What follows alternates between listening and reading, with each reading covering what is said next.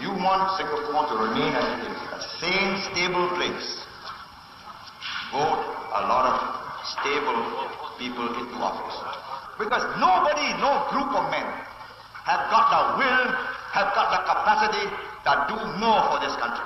I tell you that frankly. To do more for themselves, yes. But you know, put your whole heart into this and really fight it out. And let there be no mistakes about this. Whoever governs Singapore must have that iron in him, or give it up. This is not a game of cards. This is your life and mine.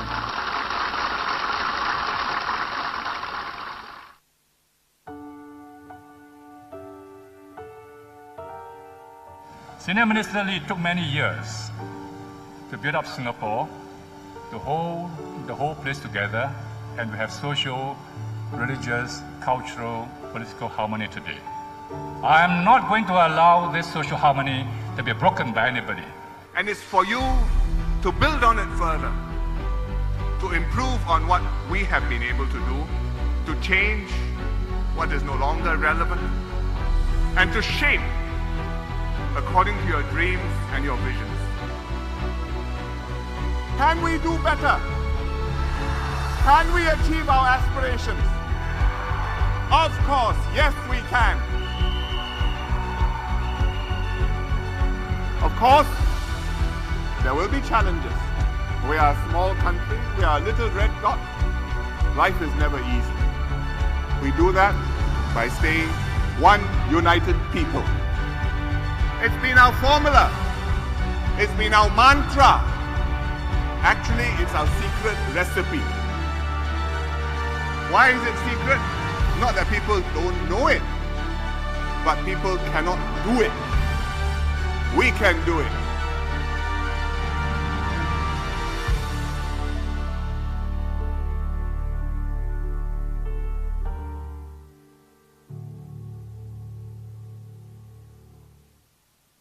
My fellow Singaporeans, good afternoon. In almost every general election since independence, the PAP has held a rally near Fullerton. We usually hold it after the midpoint of the campaign. It's an occasion to pause, take stock of what has happened in the hustings so far, and refocus everyone's minds on what is at stake. Unfortunately, because of COVID-19, we cannot convene a physical Fullerton rally this year. So I have to speak to you virtually, online. But my purpose is the same. Hardly ever in our history have the stakes been higher than now. We are in the middle of a crisis. But as tough as the past months have been, our biggest challenges lie ahead of us. Globally, COVID-19 cases continue to surge. We don't know how the pandemic will end or whether a lasting solution will be found, be it a vaccine or more effective treatment. We face a continuing danger to public health, and this will also weigh heavily on the economy for perhaps a year, if not longer. All our experience since the beginning of this year has made clear just how important a good government is to fight COVID-19, support the economy, and get out of this crisis intact. This is what this election is about. Whom do you trust to get you through the very difficult times ahead? Our COVID-19 situation is stable. Our healthcare system has held up well. Our fatality rate is among the lowest in the world. In the migrant worker dormitories, the outbreak is being systematically cleaned up. We have managed to get to this stage not by chance, but by dint of immense effort. First, we've been preparing for a pandemic since SARS. We systematically built up our resources and capabilities stockpiling masks and PPE, training healthcare workers, practicing contact tracing and reporting. For 17 long years, we sustained these preparations. We dealt with H1N1, we prepared for Ebola and MERS. We never took our eyes off the ball. So when COVID-19 hit the region and the world, we had a good base to work off. But every disease is different. COVID-19 is not the same as SARS. It's less lethal, but far more infectious. The post-SARS preparation was essential, but not enough. When COVID-19 hit us, we had to scramble. One challenge was to secure more face masks amidst a worldwide shortage. Another was to ramp up testing so that we could detect new cases faster and stop them spreading. Countries had banned the export of instruments and chemicals needed to run COVID-19 tests. We had to ramp up labs, set up new ones. We had to manufacture more test kits and accurately process the results. We recruited and trained swab teams to perform the thousands of swabs needed every day. Behind the scenes, this was a highly complex operation. For now, test capacity is no longer a constraint for us, but we are still building up reserve testing capacity, just in case. Despite our best efforts in April, the virus broke out in our migrant worker dormitories. The large numbers pose a real risk of overwhelming our hospitals. We had to mount a huge operation. We mobilized the SAF and home team to help manage the dormitory situation. We even opened up SAF camps to house vulnerable workers and keep them safe. We arranged for every worker to be fed, cared for, and paid on time. We built new isolation and medical facilities. Within weeks, we created almost 30,000 bed spaces in the Changi Expo, at PSA Tanjong Pagar Terminal, and elsewhere.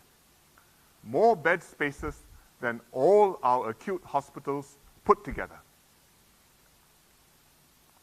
All these extremely demanding tasks had to be performed in the fog of war. We had to decide and act urgently based on incomplete information. The public service, including our healthcare workers, the SAF and home team, responded magnificently.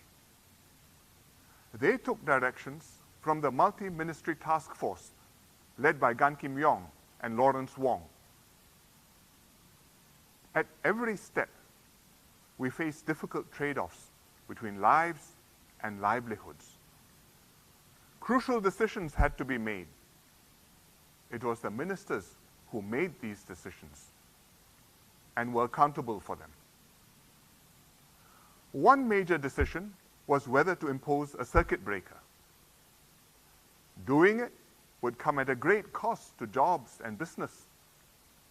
But not doing it meant risking a major outbreak and loss of lives. We had to decide one way or the other before it was obvious, much less certain, that cases would shoot up. It was a big decision. Kim Yong and Lawrence brought the matter to Cabinet. The Cabinet discussed it, weighed the pros and cons, and decided to go ahead. As it turned out, we acted just in time, as the numbers were growing, but before they shot up dramatically. The implementation of the circuit breaker, too, was not straightforward. How to cushion the huge impact on jobs and incomes? How to do home-based learning for students? How to get Singaporeans to observe the necessary but painful measures? I did a live TV broadcast to explain to Singaporeans why we were imposing the circuit breaker, and to ask people to please play your part and stay home. This was a political decision, not an administrative one. The ministers and ultimately the PM and cabinet have responsibility. Without a team of capable ministers working closely together on all these different aspects, we wouldn't have been able to implement the anti-COVID measures. We would have lost the confidence of Singaporeans. And you've seen this happen many times elsewhere. Political leaders fail to act competently. Voters lose trust in them. They are confused and dismayed. Their faith in the whole system is shaken. People suffer greatly, and many die unnecessarily. Singapore has avoided this. We are in a better position now. But even as we reopen after the circuit breaker, we cannot afford to take chances. The danger is still very much alive. In many countries, after lockdowns were relaxed, cases have flared up again. And if there's a second global wave of the pandemic, we may be hit hard again, despite our best efforts. Keeping COVID-19 under control and our people safe, avoiding another lockdown, will take everything that we've got. We'll have to make many more difficult decisions and find more creative, radical solutions to take care of our people. At this moment of danger and alarm, the opposition parties are talking as if we can just keep to our old ways and the crisis did not exist. They show no recognition that we are facing the crisis of a generation. They've been completely silent on how to tackle COVID-19, both during the last 6 months and in this election campaign. What contribution will they make in Parliament, adding contrast to the discussions, they say, if they get elected as MPs? What will happen to Singapore if they form the government?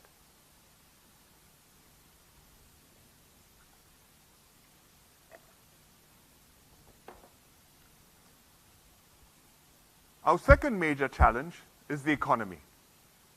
We've never been hit so hard before. In a usual year, we have one budget.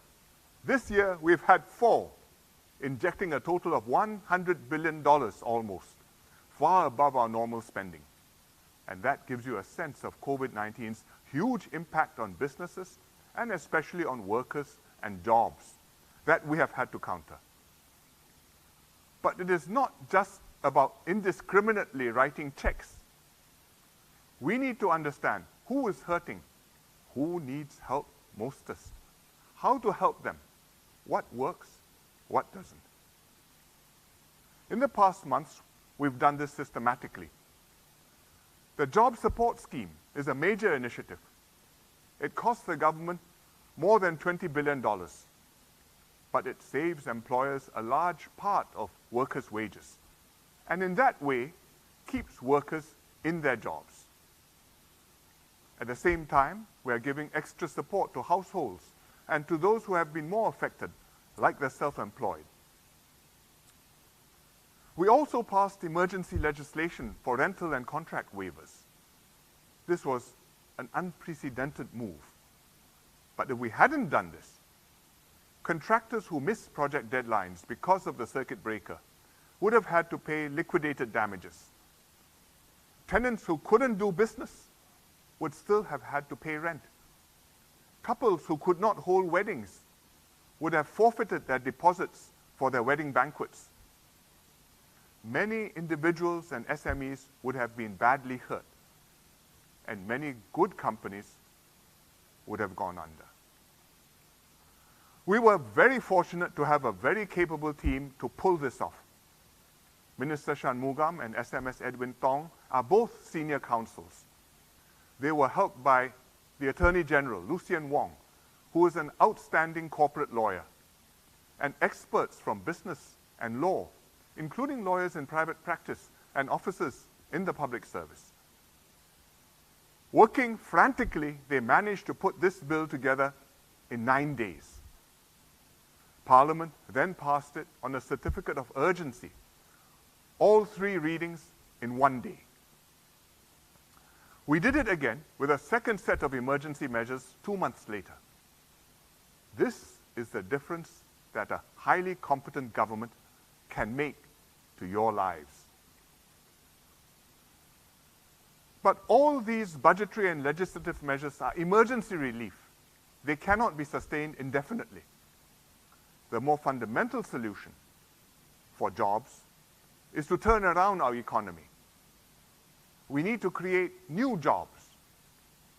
To do that, we must attract new investments.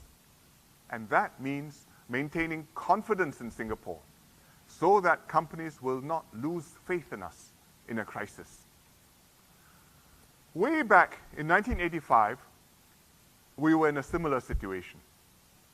That year, we experienced a sudden recession. Annual GDP growth turned negative for the first time since independence. I had just entered politics. Dr. Tony Tan tasked me to chair the Economic Committee to study how we could lift ourselves out of the recession and reposition our economy for the future. We took decisive emergency measures, including cutting CPF contributions. The younger ministers, including me, held many meetings with union leaders and workers to persuade them.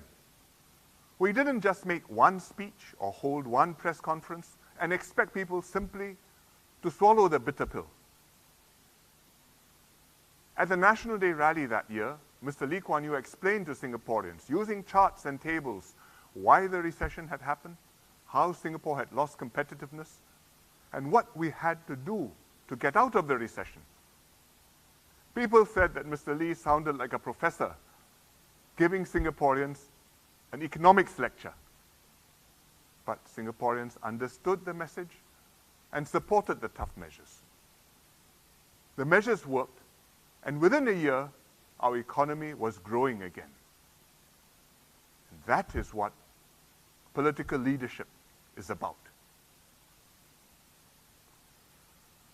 Once the situation stabilized, we went on the offensive. I went with EDB on a marketing pitch all over the world to reassure investors, explain to them what we were doing, and bring in more investments for Singapore. We placed a full-page advertisement in the Wall Street Journal with an eye-catching headline. Who would be mad enough to invest in Singapore in a recession? Nowadays, people might call this clickbait. The advertisement carried signatures of 9 global heads of multinationals, including Apple, Seagate, and Motorola. And several of these companies are still here today, 35 years later.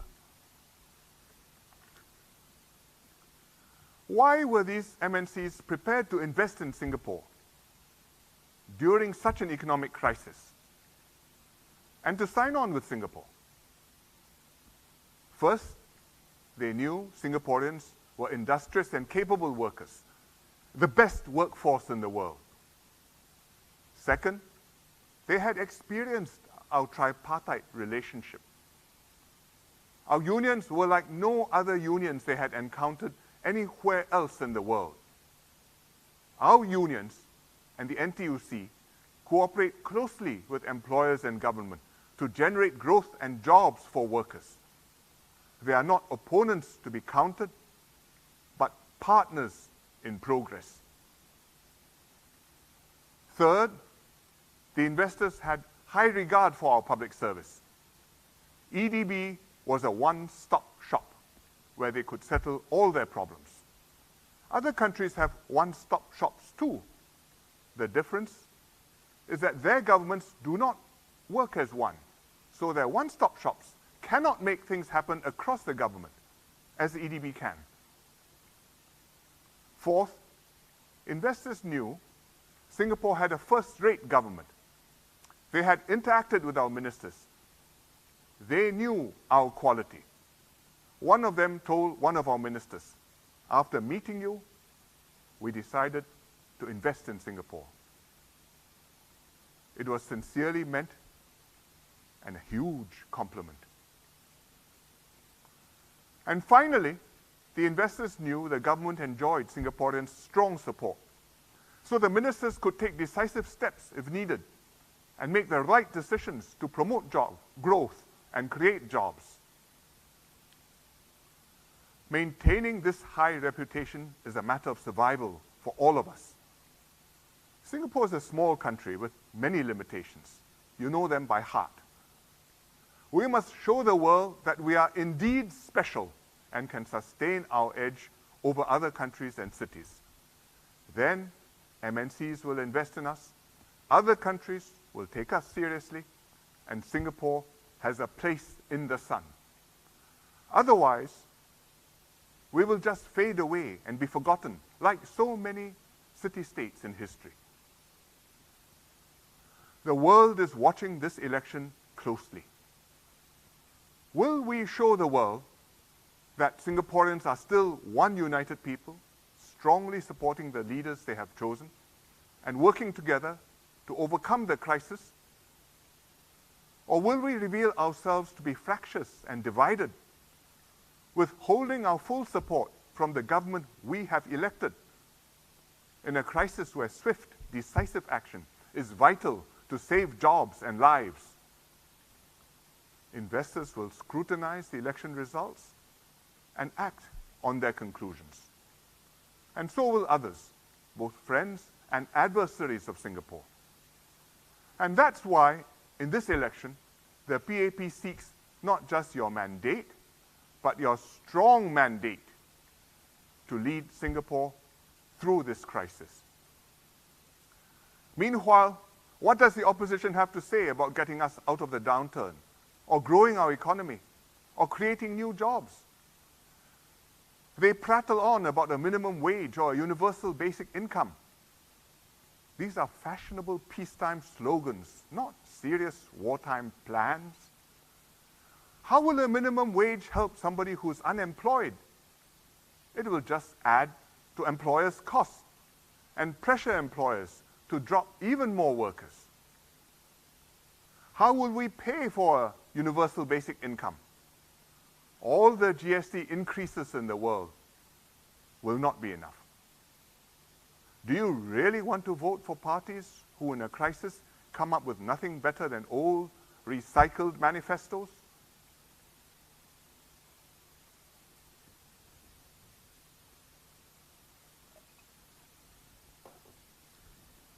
Last month, the ministers and I did a series of national broadcasts. We sketched out the challenges we were facing and our plans to overcome them. The PAP Election Manifesto also sets out our program. Can we turn all these plans into reality? That depends. It depends on you giving us a strong mandate for me and my PAP team. I have worked hard to field the strongest possible team for this election. It's an experienced team. It includes capable ministers whom I rely on to get things done and to take care of Singaporeans in this crisis. And seasoned, energetic MPs who will look after you in every constituency, speak up for you in Parliament, and make sure the PAP government is focused on your needs and aspirations. It's also a team refreshed and reinforced with a younger generation of promising leaders from all walks of life. They will bring new ideas and perspectives on tackling the challenges ahead. And I hope the younger first-time voters will identify with them and see them as candidates who represent their views and will advance their interests.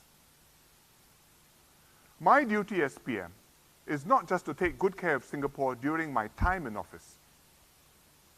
It's also to prepare new generations of leaders who can take over from me and my older colleagues and lead Singapore into a different future. And that's why this time the PAP is fielding 27 new candidates, a record number. But to serve you, we first need to get elected. Your MPs and ministers have done their best. You've seen our track record. If you think we've delivered and made your life better, please vote for us. If you think we have not, then by all means, vote us out. But do not confuse signals by voting opposition if what you really want is a PAP MP to look after your constituency and town council and a PAP government to look after Singapore. The opposition says they are offering Singaporeans insurance, just in case you need it. But don't buy insurance from someone on a promise, especially when you have reason to suspect this company cannot pay out on the insurance and their checks will bounce. With the PAP, you know that when we promise anything, we will deliver.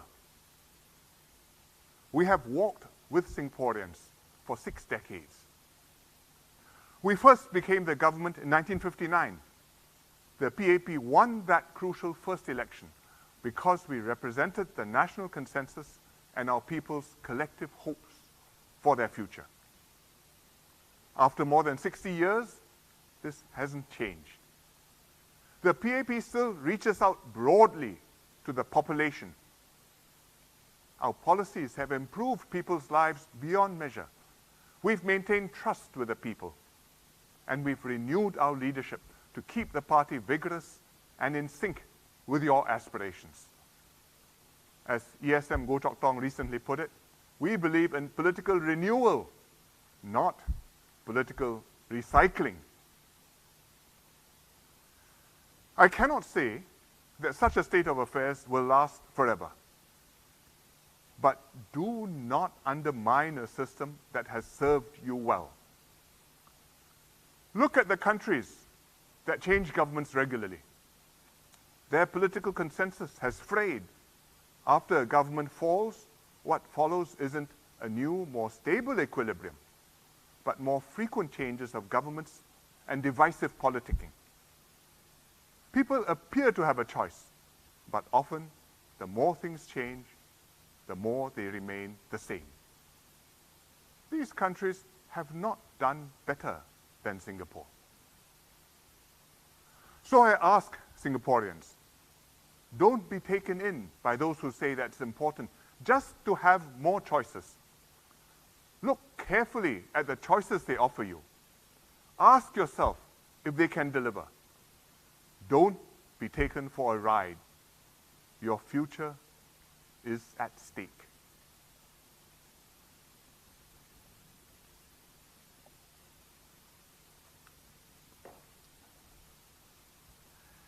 This is my 7th Fullerton rally.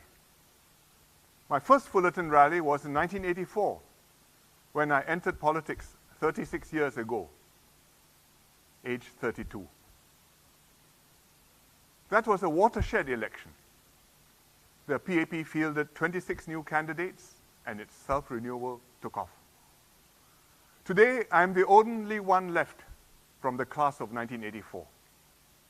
But the party now has many younger cohorts of leaders to take the country forward. In almost every election since 1984, I've returned to speak at the Fullerton rally. Each time, Singapore had made more progress. Over 36 years, the changes have been dramatic. Fullerton Building today is no longer the General Post Office, but a heritage building restored to more than its old splendor. The Singapore River has been cleaned up. Marina Bay has been transformed from open water and empty reclaimed land into a vibrant downtown, alive with business, recreations, and arts, alive with life. We built all this up steadily, despite several crises along the way. In 1984, at Fullerton Square, I had a bit of my speech speaking to young voters as a young man. I looked up what I said, and according to the reports, I said, it's great to be young. Youths do not have to be sane, sober, and subdued. You can stand up, dance, sing, and have fun. But also do things which are worthwhile for society, because the government wants a country which is caring, where citizens are cultivated and willing to help both neighbors and fellow citizens. I said, please don't go hell riding, but Michael Jackson's music is okay. And I think that message is still a good one for young people from me, 36 years older. Within months of the election, we ran into the sharp 1985 recession and had much more serious issues to talk about than Michael Jackson. Since then, in government, I have experienced the Asian financial crisis, 9/11 terrorist attacks and the GI threat in Singapore, SARS, and the global financial crisis. Each was a grave challenge. Each time, we worried about the worst happening to us. But each time, the government led from the front. Singaporeans rallied together, and we pulled through. What I did not expect, what no one expected, was to meet this overwhelming crisis in the last stretch of my premiership. But I count myself fortunate to have been elected by you and chosen by my fellow ministers and MPs to lead Singapore through this critical crisis. COVID-19 is the crisis of a generation. It's more complex and more dangerous than any previous crisis we have met. Again, there can be no certainty that things will turn out well. But we must have the same unshakable will to marshal all our energies and resources to fight it together, prevail, and emerge stronger. Our response in this crisis will determine the future of our country and prospects for our children and grandchildren in Singapore. You have my word. Together with my older colleagues like Teo Chee Hean and Tharman Shanmugaratnam, as well as the younger 4G ministers, I will see this through. I'm determined to hand over Singapore intact and in good working order to the next team. I have spent all my adult life serving my country because I believe in Singapore. That's why I took a scholarship to serve in the SAF. That's why when ESM Goh Chok Tong asked me to enter politics, I agreed. All my life I felt a deep personal responsibility to do my part to keep Singapore safe and make it succeed. Now, to get through this crisis, I need your help. I cannot do it alone. I need the strongest team we can find to work with me and with you. I also need full support from all of you, from the Pioneer and Merdeka generations who have done so much to build this Singapore and want to stay healthy and well for many years to come. From parents with children who want to live in a country where their kids have a bright future.